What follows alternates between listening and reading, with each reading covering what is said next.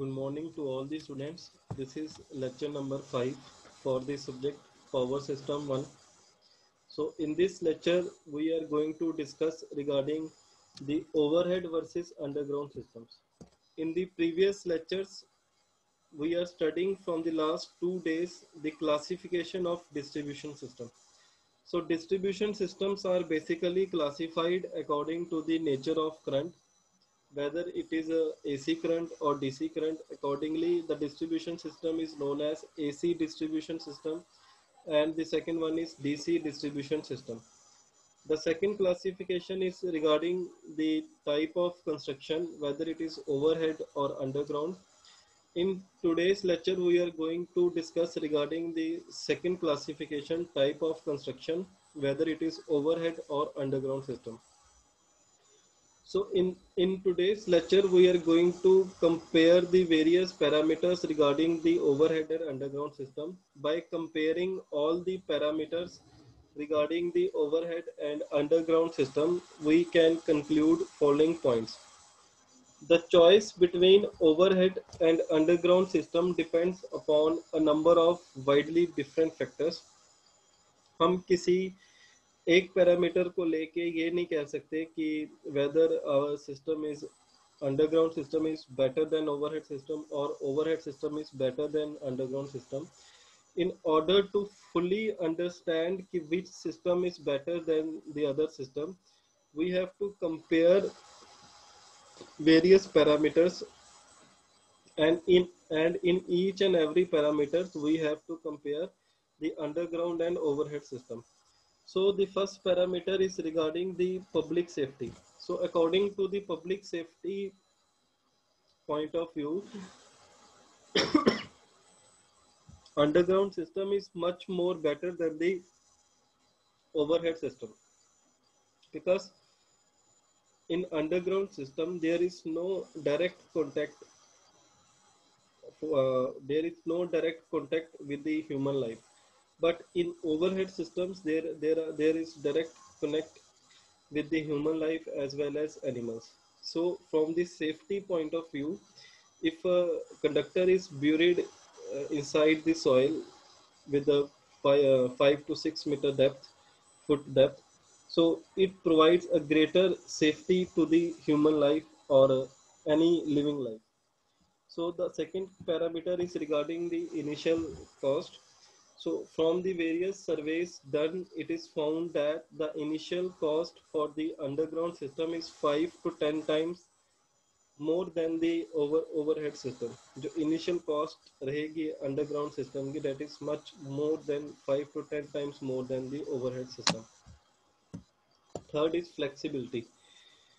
So from the flexibility point of view, the flexibility means in case of so let us suppose our load increases due to the increase in population or due to the increase in appliances, our load may get increased. So it is easy to install a new transformer of greater capacity by replacing the older one. But in case of underground system, we have to lay down the conduits again, and concrete conduits, and over underground lines has to be installed within the concrete conduits. So the overall process is very costly.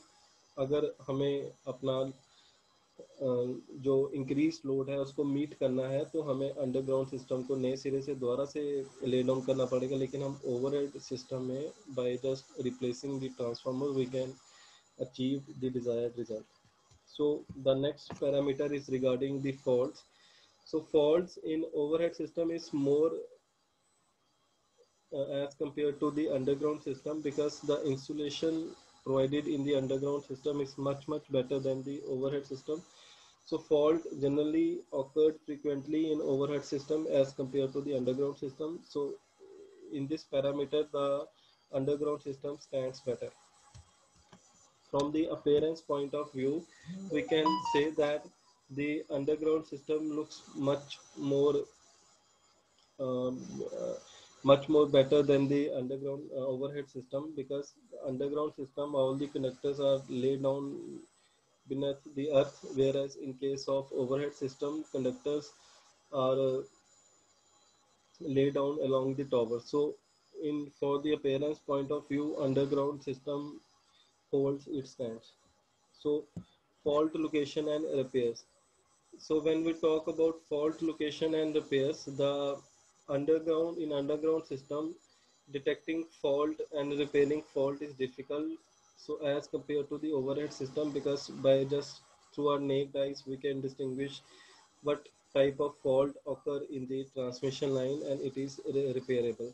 As compared to the underground cable, if somehow we may detect the fault is in this section, we have to again start the whole process and again dig out the soil and again replace it by a new underground conductor. So when we talk about this seventh parameter, the current carrying capacity of overhead system is much more than the underground system for the same quantity of current and the same area of cross section of conductor cells.